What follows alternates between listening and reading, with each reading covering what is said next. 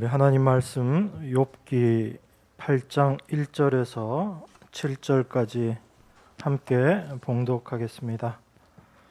구약 성경 768페이지입니다. 욥기 8장 1절에서 7절입니다.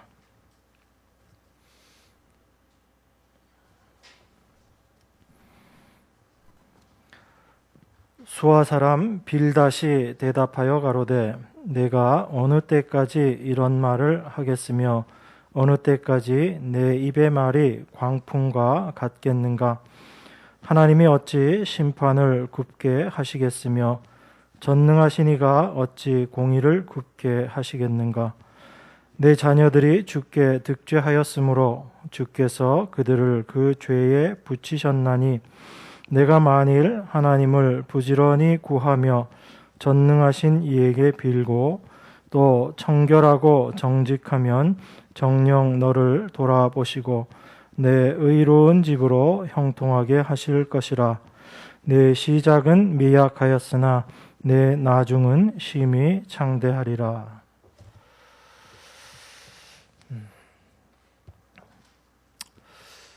우리가 일반적으로 율법을 지켜서 구원을 받는 것, 그런 것을 율법주의다라고 그렇게 이야기를 합니다. 그런데 그 율법주의라는 그 본래적인 의미는 단지 율법을 지켜서 구원을 받는다라는 그 말 자체가 아니라 무언가를 해서 그 어떤 행함의 결과로 말미암아 어떤 일들을 우리가 이루어낼 수 있다라는 그런 사고가 바로 율법주의의 배경이 되는 근본이 되는 생각들인 것입니다. 그래서 율법을 지켜서 구원받는다라는 그런 말이 나오게 되는 것이고, 또 당연히 그러한 생각을 갖고 열심히 율법을 지켰던 사람들이 유대인이다. 우리가 그것을 알고 있습니다. 그런 의미에서 우리가 그 율법주의의 본래적인 의미가 무엇인지를 오늘 말씀을 통해서 좀 생각을 해보려고 합니다. 우리들 생각 속에 은연중에 자리 잡고 있는 그 감추어져 있는 율법주의적인 사고들을 우리가 올바로 발견해내지 못하면 열심히 신앙생활을 하면서도 정작 하나님께서 우리에게 주신 큰 복과 은혜를 깨닫지 못하고 우리의 열심으로 신앙생활을 할 수가 있습니다. 오늘 읽은 본문 말씀 보면 수아 사람 빌닷이 이야기한 말입니다. 우리가 욥기를 보면서 늘 어려운 부분들이 그런 거죠. 욥의 말도 또 욥의 친구들의 말도 많은 부분에 있어서 하나님을 올바로 이야기하고 있는 것 같고 하나님에 대해서 잘 설명하고 있는 것 같은데, 과연 어떤 부분들이 잘된 표현이고 어떤 것이 잘못된 것인가에 대해서 우리가 많이 혼란을 겪습니다. 그래서 아주 단순하게 욥의 이야기는 올바른 이야기일 것이고 욥의 친구들의 이야기는 잘못된 것일 것이다 라고 그런 생각으로 우리가 또 이 말씀들을 보기도 합니다. 그런데 또 실제 우리 믿음 생활 하시는 분들이 이 욥기를 인용하는 내용들을 보면 꼭 그렇지만도 않아요. 우리 개인 사업하시는 분들 가게에 제일 많이 붙어있는 성구 중에 하나가 오늘 봤던 욥기 8장 7절의 말씀이죠. 내 시작은 미약하였으나 내 나중은 심히 창대하리라. 너무 좋아하는 말씀입니다, 사람들이. 그런데 과연 이게 우리가 생각하는 그런 의미의 말인가? 과연 우리는 이 말씀을 어떻게 이해해야지 되는가라는 것을 우리 오늘 좀 생각해 보기를 원합니다. 먼저 율법주의라는 것은 어떤 원인을 내가 행하고 그 행함에 의해서 그 결과에 대한 것들을 내가 얻는다라는 그런 조건적인 생각, 그게 율법주의의 근간이 되는 겁니다. 이런 조건적인 사고를 처음 드러냈던 것이 바로 욥기 1장에 나오는 사탄의 말이거든요. 하나님께서 그의 모든 일들을 잘 되게 하셨으니까 욥이 하나님을 그렇게 잘 섬기는 것 아니냐. 욥의 모든 환경들을 한번 쳐보십시오. 그러면 욥이 하나님 안 믿을 겁니다. 이렇게 이야기했던 사탄의 말 자체가 이미 이런 조건적인 사고를 가지고 이야기를 하는 겁니다. 근데 우린 그걸 너무 자연스럽게 받아들이죠. 왜냐하면 우리 스스로도 그렇게 생각하고 있기 때문에 그렇습니다. 원인이 없이 어떻게 결과들이 생길 수 있겠는가? 우리는 늘 그 틀 속에 잠겨 있는 거죠. 그래서 우리가 열심히 해서 선을 행하면 복을 받고 우리가 죄를 지으면 벌을 받는다라는 그런 생각을 은연중에 늘 갖고 있는 겁니다. 그 생각에서 벗어나지 못하는 것, 그게 바로 율법주의에 여전히 우리가 빠져 있는 그런 모습인 겁니다. 하나님께서 주시는 복과 저주, 이것조차도 율법 말씀을 실천하고 실천하지 않음으로 말미암아 우리가 얻게 되는 것이다라고 생각하는 이런 사고들, 이것 자체가 이미 율법주의적인 생각이다라는 것을 우리가 분명히 알고 있어야지 됩니다. 그런데 성경을 통해서 우리가 확인할 수 있는 것은 사람이 복을 받고 저주를 받는 것, 이것은 우리 인간의 어떤 행위가 아니라 하나님께서 행하신, 또 하나님께서 갖고 계신 어떤 하나의 원칙과 그 방법에 의해서 우리가 복을 받고 저주를 받는다라는 겁니다. 이걸 우리가 올바로 알지 못하니까 우리 인간의 생각으로 모든 것들을 다 판단하려고 하고 그렇게 이해하고 또 그것이 옳은 것으로 생각하고 열심히 신앙생활 하는 겁니다. 우리들의 행하는 어떤 것들도 사실 보면 결과를 생각하고 그 결과를 만들어내기 위해서 우리가 애쓰는 그런 조건적인 행위들이 대부분이다라는 것을 우리가 생각해 볼 수 있습니다. 여러분, 복이라는 걸 먼저 한번 생각해 보십시오. 하나님께서 어떤 것을 복이다라고 말씀하셨는지를 우리는 먼저 성경을 통해서 확인을 해야지 됩니다. 그렇지 않고 우리 스스로 복이라는 것을 규정하고 그리고 그 복을 우리가 어떻게 얻어낼 수 있을까라고 생각을 하게 되면 이제 사람은 하나님 앞에서 내가 어떻게 행동해야지 하나님께서 나에게 복을 주실 것인가, 여기로 생각이 갈 수밖에 없는 거예요. 다시 말씀드려서 복이라는 것이 내가 하나님 앞에 어떤 좋은 일을 해서 하나님 보시기에 좋은 일을 하면 하나님께서 나에게 주시는 것이라는 의미로 우리가 복을 생각하기 때문에 내가 무슨 행동을 해야지 되는가에 항상 우리의 마음이 가고 있는 거죠. 이 복에 대해서 이야기하고 있는 것이 창세기에 말하고 있죠. 하나님께서 창세기 1장 보면 복에 대해서 여러 가지 이야기를 하십니다. 그러면서 최종적으로 창세기 2장 3절에 보면 하나님께서 천지를 창조하시고 그 일곱째 날에 복 주셨다라는 그 말씀을 하죠. 우리가 그 말씀의 의미를 좀 정확하게 이해를 해야지 됩니다. 하나님께서 일곱째 날에 안식하시고 그리고 그 일곱째 날에 복을 주셨다라고 하셨을 때 과연 인간이 그 복을 위해서 한 것이 무엇인가라는 걸 우리가 먼저 생각해야지 됩니다. 우리가 열심히 예배를 드린 것도 아니고 하나님의 그 창조 사역을 우리가 도와드린 것도 아닙니다. 그런데 하나님께서 우리에게도 복 주시고 특별히 그 일곱째 날을 복 주셨거든요.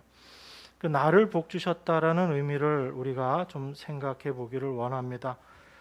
하나님께서 그 복을 주시는 근거 자체가 인간의 어떤 행위도 아니고 하나님께서 창조 사역을 마치시고 그리고 안식하시면서 그 일곱째 날을 복 주셨다라고 그렇게 이야기하는 겁니다. 그러니까 하나님께서 말씀하시는 그 복의 의미는 바로 하나님의 일의 완성을 이야기하는 거죠. 하나님의 일은 어떻게 이루어지는가? 바로 하나님께서 말씀으로 천지를 창조하십니다. 그런데 그 말씀으로 천지를 창조하셨다는 그 의미는 하나님께서 이미 계획하시고 뜻하셨던 것들을 이제 표현해 내시면서 그 말씀으로 하나님의 일을 이루어 나가시는 거죠. 하나님의 말씀의 이루어짐, 이걸 우리가 신학적으로 언약이다라고 그렇게 이야기합니다. 또 쉬운 말로 약속이라고도 표현을 하죠. 언약과 약속을 우리가 구별하기도 하지만 큰 틀에서 보면 하나님께서 말씀하시고 하나님께서 이루어내신다라는 그 말씀의 성취, 그걸 우리가 언약이다라고 이야기를 하는 겁니다. 그러면 하나님께서 일곱째 날을 복주시고 또 안식하시고 하셨던 그 모든 일들은 그 일곱째 날이라는, 일곱이라는 그것이 하나님께서 모든 것을 이루어내셨다라는 거예요. 그러면 하나님께서 그것을 이루어내신 바로 하나님의 말씀의 온전한 성취라는 거죠. 그래서 하나님께서 일곱째 날에 복 주셨다라는 말씀은 그 날 자체를 특별히 귀하게 여겨서 이 날은 복스러운 날, 복된 날, 이 의미가 아닌 거예요. 그 날 자체에 매여버리니까 뭐 안식일을 지켜야지 된다, 주일을 지켜야지 된다, 그래야지 복 받는다, 이런 생각들로 나가는 거죠.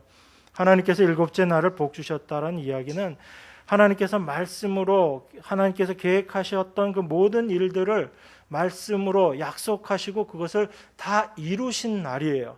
그 모든 것들을 다 이루시고 그 안식 가운데 들어가신, 즉 말씀의 성취, 그것을 하나님께서 복 주셨다라는 의미가 일곱째 날 복을 주셨다라는 그 의미가 되는 겁니다.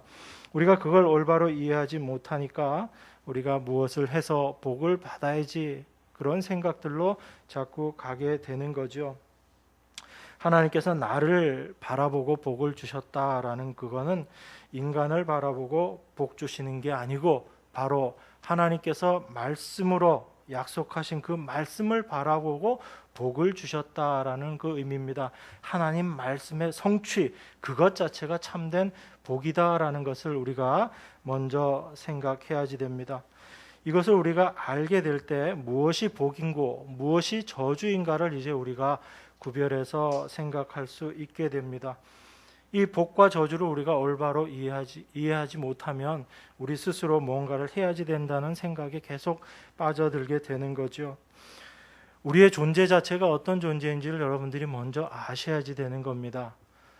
여러분, 우리 신명기 27장에 보면 모세에게 하나님께서 말씀하시는 내용이 나오죠. 이스라엘 백성들이 요단을 건너서 약속의 땅에 들어가게 되면 이스라엘 지파들을 반으로 나누어서 한쪽은 그리심산에 서게 하고 나머지는 에발산에 서게 해라. 그곳에서 복과 저주의 말들을 이야기할 때 그들에게 다 아멘하게 하라라고 그렇게 이야기를 합니다. 그런데 우리가 그 내용들을 살펴보면 복에 대한 이야기나 저주에 대한 이야기나 어떻게 하면 어떻게 된다라는 것이 거의 동일해요. 그런데 중요한 것은 뭐냐면 이스라엘 백성들이 그들이 다 요단강을 건너서 가나안 땅에 들어가고 나서 그 그리심산과 에발산에 섰을 때 그들의 모습인 겁니다. 저주에 대한 말을 이야기할 때 그들은 그 말씀 속에서 자기들이 저주받을 수밖에 없는 존재라는 걸 철저하게 깨닫게 되는 거예요. 그리고 그 복을 받게 되는 그 복의 말씀들을 들을 때 도무지 그들이 행할 수 없었던 그 일들로 말미암아 그들이 지금 복을 받고 있구나라는 것을 깨닫게 되는 겁니다. 다시 한번 말씀드리면 하나님께서 모세를 통해서 그 말씀을 주신 것은 이스라엘 백성들이 가나안 땅에 들어가서 이렇게 하면 너희들이 복 받고 이렇게 하면 너희들이 저주 받는다, 그 말씀을 하시는 게 아닌 거거든요. 그런데 이스라엘은 그렇게 받아들여 버렸죠. 그러면서도 그들은 어떻게 했어요? 가나안에서조차도 하나님 말씀을 순종하지 못하고 지키지 못했던 모습으로 나타난 거잖아요. 하나님께서 그 말씀을 하신 이유는 그겁니다. 그들이 어떻게 하면 복을 받고 어떻게 하면 저주를 받을 수 있는가, 그 방법을 말씀해 주신 것이 아니고 지금 요단강을 건너서 가나안 땅에 있는 그들의 모습을 바라보라는 겁니다. 그들의 모습을 바라봤을 때 그들은 저주받을 수밖에 없는 존재들인데 그들이 하나님의 복된 땅, 하나님의 약속의 땅 가나안에 그들이 이미 들어와 있음을 확인하라는 이야기거든요. 가나안에서 복받기 위해서 행동하고 저주받지 않기 위해서 행동하라는 그 말씀이 아니고 그들은 한 것이 아무것도 없이 지금 어디에 들어와 있는 거예요? 하나님의 약속의 땅 가나안에 그들은 이미 들어와 있는 겁니다. 이스라엘이 뭔가를 해서 가나안에 들어간 것이 아니고 하나님의 은혜로 그들은 이미 가나안에 들어와 있는 거예요. 그 가나안에서 지금 복과 저주에 대해서 아멘 하라는 거거든요. 이런 자들은 저주를 받을지니라 아멘. 그게 내 모습입니다. 라는 그 고백을 하는 자들, 그런 자들은 하나님께서 복을 말씀하실 때 이런 내가 도무지 저주받을 수밖에 없는 이런 내가 지금 복의 자리에 이미 들어와 있구나라는 것을 깨닫게 되는 거죠. 그걸 아는 자들은 하나님의 은혜가 무엇인지를 이제 아는 거예요. 그것을 아는 자들은 하나님 앞에 감사할 수 있는 겁니다. 하나님은 당신의 백성을 그렇게 인도하시는 거예요.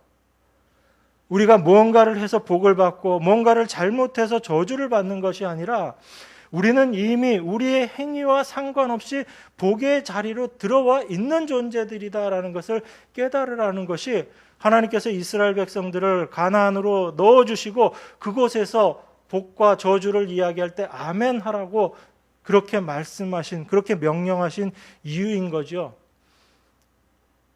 그걸 하나님의 위치에서 바라보지 못하고 나의 위치에서 그 말씀을 받게 되면 복받기 위해서 이런 것들을 해야지 되고 저주받지 않기 위해서 이런 행동을 해야지 되는 그 모습으로 갈 수밖에 없는 겁니다. 그걸 율법주의다라고 이야기를 하는 거예요. 그런데 우리들의 날마다의 신앙생활이 과연 어떤 모습으로 되어 있는지 여러분 스스로 한번 생각해 보시기 바랍니다. 과연 하나님의 은혜에 날마다 감사하는 모습으로 살아가고 있는지, 아니면 오늘도 내가 하나님께 복받기 위해서 열심히 무언가를 하려고 애쓰고 수고하고 있는 삶을 살고 있는지. 예수님께서 이 땅에 오심은 그러한 짐에 억눌려 살고 있는 그런 우리들을 쉬게 하시기 위해서 이 땅에 오셨다라고 말씀합니다. 수고하고 무거운 짐진 자들아 다 내게로 오라. 내가 너희를 쉬게 하시겠다. 그것이 예수님의 말씀이잖아요. 그런데 그 예수님을 믿는다고 하면서도 우리는 여전히 수고하고 무거운 짐을 내려놓지 못하고 있는 거예요. 우린 그 모습을 바라봐야지 됩니다. 여전히 복을 받기 위해서 수고하고 애쓰는 내 모습을 보면서 여전히 나는 하나님의 은혜를 올바로 깨닫고 있지 못하구나라는 것을 여러분들이 분명히 아셔야지 되는 거예요. 하나님의 입을 통해서 선포되어지는 그 저주의 말씀들을 보면서 저 저주를 받아야 될 사람이 바로 난데, 내가 바로 저주의 몸인데 이런 나를 위해서 예수님께서 내 대신 저주 받으신 곳, 그곳이 바로 십자가구나라는 것을 우리가 날마다 바라봐야지 되는 겁니다. 그게 십자가를 바라보는 거예요. 그렇게 십자가를 바라보게 될 때 우리는 알게 됩니다. 하나님의 은혜가 얼마나 크고 귀한 것인지를 우리가 고백하게 되는 거죠. 그래서 내가 무엇을 행해서 복받을 수 있는 존재가 아니구나라는 것을 알고 십자가 앞에 나아가서 항복하는 사람, 예수님 앞에서 항복하는 사람, 그 사람들이 바로 하나님의 은혜에 감사할 수 있는 자들인 겁니다. 우리는 거기에서 그러한 하나님의 은혜 가운데로 우리가 들어가야지 되는 거죠. 우리 스스로 무언가를 해서 하나님께 복 받아야지 되겠다라고 이렇게 생각하는 것, 이것 자체가 얼마나 성경적이지 않은가라는 것을 우리가 분명히 알아야지 됩니다. 여러분, 그런 면에서 오늘 본문 7절을 보면 새롭게 보여지는 거죠. 내 시작은 미약하였으나 내 나중은 심히 창대하리라. 이 말씀 속에 여러분들은 뭐가 보이세요? 저는 이 말을 보면 하나님에 대해서 인간들이 얼마나 잘못 생각하고 있는지가 보이고요. 그리고 인간들이 꿈꾸고 있는 헛된 희망이 저는 여기 이 말씀을 통해서 발견되어집니다. 얼마나 많은 기독교인들이 이 말씀 붙잡고 열심을 내고 살아가고 있는지 몰라요. 여러분, 우리도 마찬가지 아닙니까?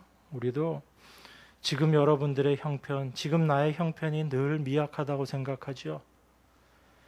그래서 창대해지기를 바라는 마음을 가지고 열심히 살아가고 있습니다. 그게 얼마나 하나님의 은혜를 알지 못하는 우리들의 모습인가라는 것을 우리가 깨달아야지 됩니다. 지금의 모습을 미약한 것으로 생각하고 내가 무언가 열심히 해서 창대하게 되겠다는 그 내 안에 있는 욕심을 여러분들은 이 말씀을 통해서 발견하셔야지 되는 거예요. 그렇지 않으면 우리는 하나님의 창대가 무엇인지도 올바로 알지 못하는 겁니다. 여러분 5절 6절 한번 보세요. 뭐라고 이야기합니까? 내가 만일 하나님을 부지런히 구하며 전능하신 이에게 빌고 또 청결하고 정직하면 정녕 너를 돌아보시고 내 의로운 집으로 형통하게 하실 것이라. 여기에서 지금 이 빌닷이 이야기하고 있는 내용이 뭡니까? 하나님께 부지런히 구하고 또 빌고 너가 청결하고 정직하면 하나님께서 너 모든 일 잘 되게 해주실 것이다. 지금 빌닷 그렇게 이야기하잖아요. 우리가 늘 갖고 있었던 생각 아니에요? 우리가 하나님께 이렇게 하면 하나님께서 복 주실 것이지, 하나님께서 우리를 돌봐주실 것이지, 우리가 늘 그렇게 생각하면서 살아가고 있었잖아요. 우리의 어떠함을 통해서 하나님께서 우리에게 무엇을 해주실 것이다 라는 이것이 성경적이지 않음을 우리는 반드시 생각하셔야지 됩니다. 우리의 어떤 결과를 생각하고 그 결과를 만들어내기 위해서 우리가 어떤 행동들을 하는 바로 그런 율법주의적인 사고, 이걸 여러분들이 분명히 깨달으셔야지 돼요. 그래서 상을 받을 수 있는 조건이 있고 저주를 받을 수 있는 조건이 있다 이렇게 생각하고 상 받을 조건 열심히 해가지고 내가 하나님께 상 받아야 되겠다, 하나님께서 나를 창대하게 하실 것이다, 그 생각부터 여러분들이 내려놓으셔야지 돼요. 그건 우리 자신이 하나님의 백성인 우리가 어떤 위치에 있는지를 깨닫지 못하기 때문에 그런 이야기들을 하게 되는 겁니다. 이런 빌닷의 율법적인 사고는 2절 3절에도 그대로 드러나죠. 내가 어느 때까지 이런 말을 하겠으며 어느 때까지 내 입의 말이 광풍과 같겠는가? 하나님이 어찌 심판을 굽게 하시겠으며 전능하신 이가 어찌 공의를 굽게 하시겠는가? 3절 보면 아주 우리가 잘 일반적으로 그렇지라고 생각하는 그런 말이죠. 그런데 욥이 자기 자신을 변호하는 그런 말을 빌닷은 광풍과 같은 거친 말이다라고 이야기합니다. 하나님 앞에서 너가 어떻게 그런 거친 말, 버릇없는 말, 경우에 없는 말을 하느냐? 하나님께서는 절대로 심판을 굽게 안 하시고 공의를 굽게 안 하신다. 무슨 얘기예요? 욥, 너가 죄 지었으니까 지금 벌 받고 있는 것인데 뭘 그걸 가지고 너가 지금 하나님 앞에 너 자신이 잘났다고 그렇게 변명하고 있느냐? 지금 그 얘기하고 있는 거거든요. 빌닷은 지금 계속 그 얘기하고 있는 거예요. 욥의 친구들 마찬가지고 죄 지었으니까 하나님께서 벌을 주시는 것이고 그 벌에서 너가 벗어나기 위해서 회개하라는 겁니다. 회개하면 하나님께서 다시 회복시켜 주시고 상 주실 것이다. 형통하게 하실 것이다. 그 이야기하고 있는 겁니다. 그 생각에서 도무지 벗어나지 못하는 거예요. 그 생각을 가지고 아무리 하나님에 대해서 올바른 말을 한다 하더라도 그것은 하나님의 말이 아닌 거예요. 하나님은 정의를 굽게 하시지 않으시는 분입니다. 공의를 굽게 안 하시는 분이 맞아요. 그런데 그 하나님의 공의와 정의가 무엇인지를 모르고 욥은 지금 징계를 받고 고난받고 있으니까 죄 지은 것이다 라고 생각하는 그 빌닷의 생각이 얼마나 잘못된 거예요. 나는 지금 벌 받지 않고 있으니까 나는 하나님 앞에 죄인이 아니다라는 이야기거든요. 빌닷의 이야기는. 우리가 얼마나 많은 이런 과오들을 범하고 있는가 여러분 생각해 보셔야지 돼요. 지금 내 삶이 좀 편안하면 내가 잘하고 있는 것, 내 삶 가운데 고통과 어려움이 오면 내가 하나님 앞에 뭔가 잘못한 것이 아닌가 늘 그 생각 속에 살아가는 거죠. 날마다 신앙생활이 그렇게 롤러코스터 타는 신앙생활로 살아가고 있는 겁니다. 하나님은 우리를 그렇게 내버려 두시지 않는다고요. 하나님께서 원하시는 당신의 백성들의 삶은 그 모습이 아닌 겁니다. 그런데 우리가 그런 하나님의 행하심, 하나님의 일을 올바로 알지 못하기 때문에 하나님을 그런 시각으로 바라보고 우리 자신들이 그 하나님 앞에 어떻게 행할 것인가 그것만 날마다 생각하는 거죠. 4절에도 이렇게 이야기하잖아요. 내 자녀들이 주께 득죄하였으므로 주께서 그들을 그 죄에 붙이셨다라고 이야기합니다. 욥의 자녀들이 죄지어서 하나님께서 그들을 벌하셨다라고 지금 그렇게 이야기하는 거죠. 여러분, 복은 인간의 어떤 조건과 무관한 거예요. 하나님께서 우리에게 주시는 복은 인간의 어떤 조건과도 무관한 겁니다. 인간에게 있어서의 저주는 바로 우리가 행한 그 일로 말미암아 당연히 받을 수밖에 없는 것이 바로 저주의 모습인 우리들의 모습인 거예요. 이런 저주의 몸에서 복을 받을 수 있는 그 어떤 행위도 나올 수 없다는 걸 여러분들이 먼저 인정하셔야지 되는 겁니다. 그렇지 않고 내가 뭔가를 해서 하나님께 복을 받아야지 되겠다. 이것 자체가 하나님의 일하심을 올바로 알지 못하는 겁니다. 우리 창세기 한 군데만 더 찾아보겠습니다. 창세기 12장 2절입니다. 구약성경 14페이지 창세기 12장 2절입니다. 같이 한 목소리로 봉독하겠습니다. 내가 너로 큰 민족을 이루고 내게 복을 주어 내 이름을 창대케 하리니 너는 복의 근원이 될지라. 하나님께서 아브라함에게 하신 말씀이죠. 아브라함이 아브라함 되기 전에 하나님께서 주신 말씀입니다. 내가 너로 큰 민족을 이루고 내게 복을 주어 내 이름을 창대하게 하리니 너는 복의 근원이 될지라 라고 그렇게 이야기합니다. 하나님께서 무엇을 창대하게 하시겠다라고 말씀하세요? 아브라함이 아니라 아브라함의 이름입니다. 아브라함을 창대케 하시겠다는 것이 아니고 아브라함의 이름을 창대케 하시겠다라고 그렇게 이야기합니다. 그런데 이 하나님의 말씀 속에 아브라함이 지켜야 할 것이 있나요, 없나요? 아브라함이 행해야 될 어떤 것이 있습니까, 없습니까? 아무것도 없는 거예요. 오로지 하나님의 약속만 여기에 있습니다. 하나님께서 아브라함에게 말씀하시는데 내가 너한테 복 주는데 그 복이 무엇인가? 너 이름이 창대하게 될 것이다 라고 그렇게 이야기하는 겁니다. 아브라함은 이 하나님의 약속 안에서 이미 창대한 존재가 되어 버린 거예요. 왜냐하면 아브라함이 뭔가 해야 될 것이 없기 때문에 그래요. 아브라함이 뭔가 해서 자기의 이름이 창대케 되는 것이 아니라 하나님께서 약속하셨기 때문에, 하나님께서 말씀하셨기 때문에 그것으로 아브라함의 이름이 창대케 된다는 것은 이미 아브라함의 이름이 창대케 되었다라는 거죠. 이 말씀의 성취, 이것이 언제 이루어지게 되냐면 바로 예수 그리스도의 이 땅에 오심으로 성취가 되는 거죠.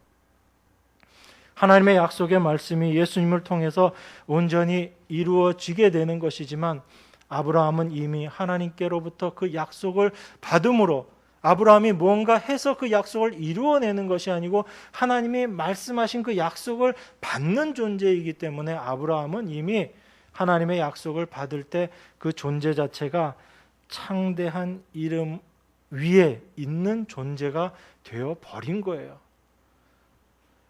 그렇지 않고 그것을 알지 못하면 열심히 자기의 이름을 드러내기 위해서, 창대한 자가 되기 위해서 수고하고 애써야지 되는 겁니다. 그 모습들이 아브라함의 실패의 모습으로 성경에 분명히 기록하고 있잖아요.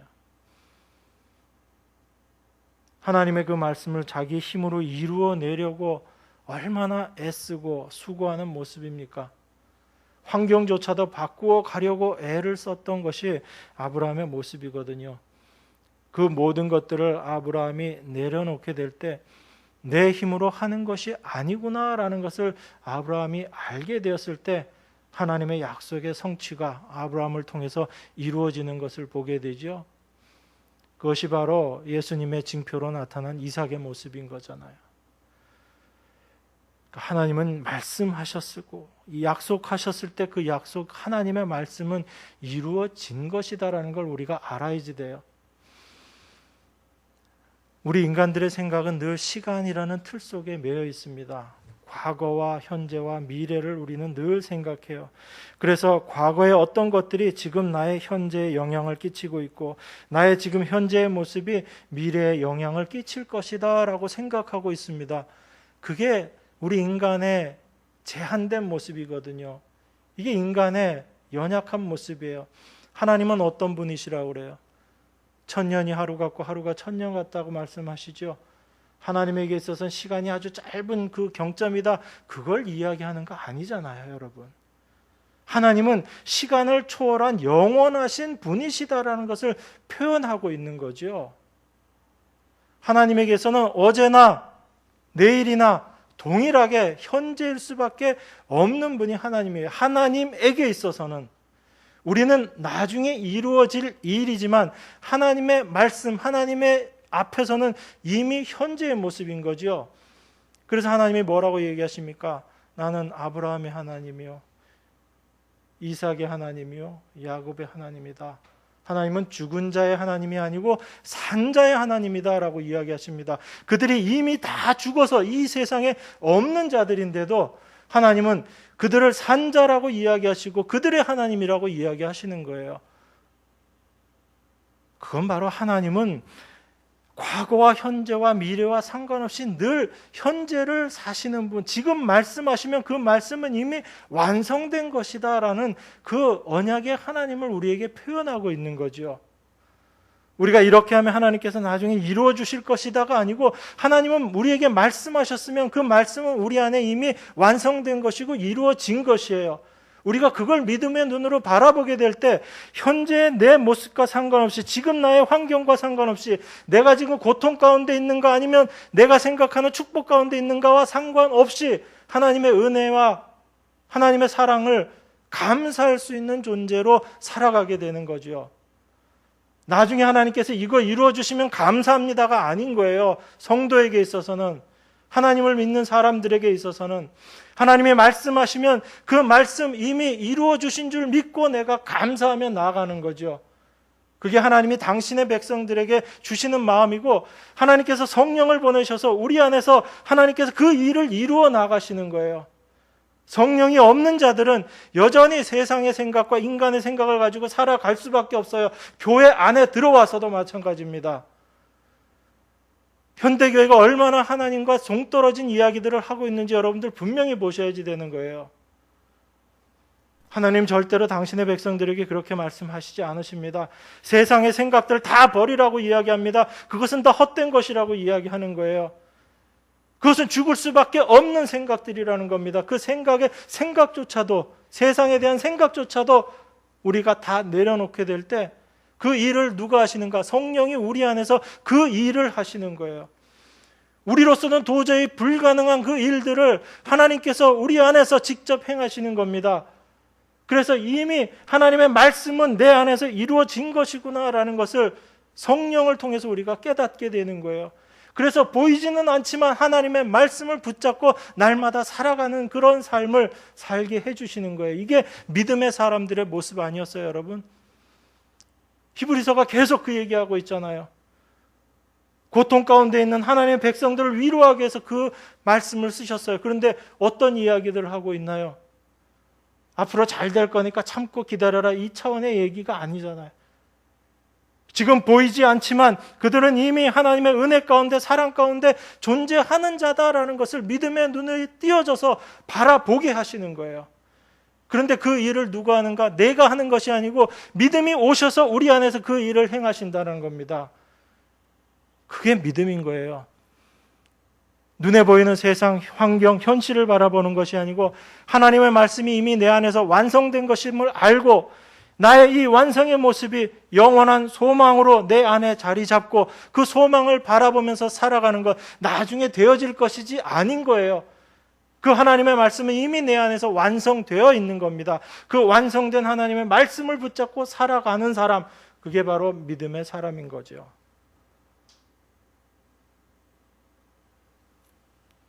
우리가 이 하나님을 알지 못하면 내가 무언가를 해서 하나님의 뜻을 이루어 내어야지 된다라고 생각하고 있는 겁니다.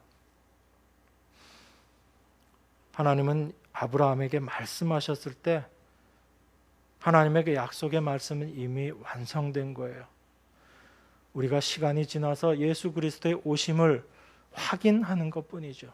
지금 이 시대를 살고 있는 우리들은. 그래서 구약의 사람들도 오실 그리스도를 바라보고 믿은 거예요.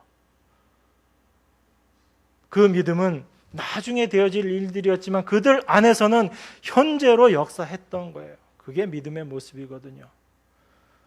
우리가 그 하나님의 일하심, 그 하나님의 말씀을 올바로 알지 못하면 구약 따로 신약 따로 다 엉망으로 우리가 말씀들을 보게 되는 거죠. 하나님의 말씀이 어떻게 이루어졌는가를 우리가 분명히 알고 하나님의 말씀은 어떻게 우리 안에서 실제가 되어가는가를 우리가 말씀을 통해서 확인을 해야지 되는 겁니다. 그래서 하나님께서 아브라함의 이름을 창대케 하시겠다라고 말씀하신 거예요. 그런데 바로 그 하나님의 말씀을 통해서 아브라함은 약속 안에서 이미 그 이름이 창대한 존재가 되어버린 거죠. 예수 그리스도께서 오셔서 그 일을 이루신 것이고, 그래서 그 아브라함의 이름 안에 예수님이 이미 들어 있었던 겁니다. 아브라함의 이름이 창대케 된다라는 그 말씀 속에 예수님이 이미 들어 있었고, 그 예수 그리스도께서 오심으로 그 구원이 완성되어진 거죠. 그래서 우리 성도들의 창대함이라는 건 이미 예수 그리스도 안에 있는 것 그 자체인 거예요. 여러분, 그렇기 때문에 우리는 지금 미약한 존재이기 때문에 창대한 존재가 되어야 된다가 아닌 거죠. 무슨 말인지 아시겠죠, 여러분? 우리는 이미 그리스도 안에서 창대한 존재로 되어버린 거예요. 그러한 우리들을, 그런 내 모습을 정확하게 이해하고 확인하게 될 때 나의 환경이 어떻든지, 지금 내 삶이 어떠하든지 그것과 상관없이 하나님 앞에 감사와 찬송을 드릴 수 있게 되는 겁니다. 그런데 세상은 이런 창대를 이해하지 못하는 거예요. 세상이 생각하는 창대는 이것과 전혀 다른 거예요. 그들이 꿈꾸는 창대가 있습니다. 뭐죠? 내 안의 욕망을 다 완성해내는 것, 이루어내는 것, 그게 세상이 생각하는 창대거든요. 그 시각에서 내 자신의 모습을 보면 늘 미약할 수밖에 없습니다. 그래서 꿈을 갖는 거죠. 욕심을 갖는 거죠. 그 욕망을 이루어내기를 원하는 겁니다. 그래서 하나님께 열심히 빌면 내가 지금 이렇게 미약하지만 하나님께서 창대하게 해주실 것이다. 여러분, 거기에 무슨 하나님을 향한 올바른 믿음이 있습니까? 내 욕심밖에 없는 거죠. 그래서 성도는 미약한 존재에서 창대한 존재가 되는 것이 아니고 하나님의 말씀 안에서 이미 창대한 존재로 그대로 존재하고 있는 것이다라는 걸 우리가 분명히 아셔야지 되는 겁니다. 내가 이미 그리스도의 완성의 세계 안에 속해 있음을 알고 그 그리스도가 바로 나의 창대함이 된다는 것을 믿게 될 때 우리는 하나님 앞에 감사할 수 있는 거예요. 그렇게 될 때 율법에 매이지 않는 자가 되는 겁니다. 여러분, 바울이 로마서에서 뭐라고 이야기하고 있나요? 계속 그 얘기하고 있잖아요. 너희가 이미 죄와 사망의 법에서 생명의 성령의 법으로 옮겨졌다라고 이야기하잖아요. 하나님께서는 이미 우리를 그 위치에 옮겨 놓으신 거예요. 그런데 여전히 우리는 그곳에 와서도 나의 행함을 바라보고 내가 죄를 짓지 않아야지 되겠다라는 그런 죄와 사망의 사고, 그 세계 속에서 날마다 살아가고 있는 거죠. 얼마나 이게 이율배반적인 모습이에요. 그래서 나의 행위에 대해서 내려놓게 될 때 하나님의 은혜가 무엇인지를 우리가 올바로 알게 되는 겁니다. 그러한 사람들만이 참으로 하나님 앞에 감사할 수 있게 되는 거죠. 여러분, 우리 인간은 질그릇 조각으로 몸을 긁고 있어도 할 말 없는 존재거든요. 그게 우리들의 본래 모습입니다.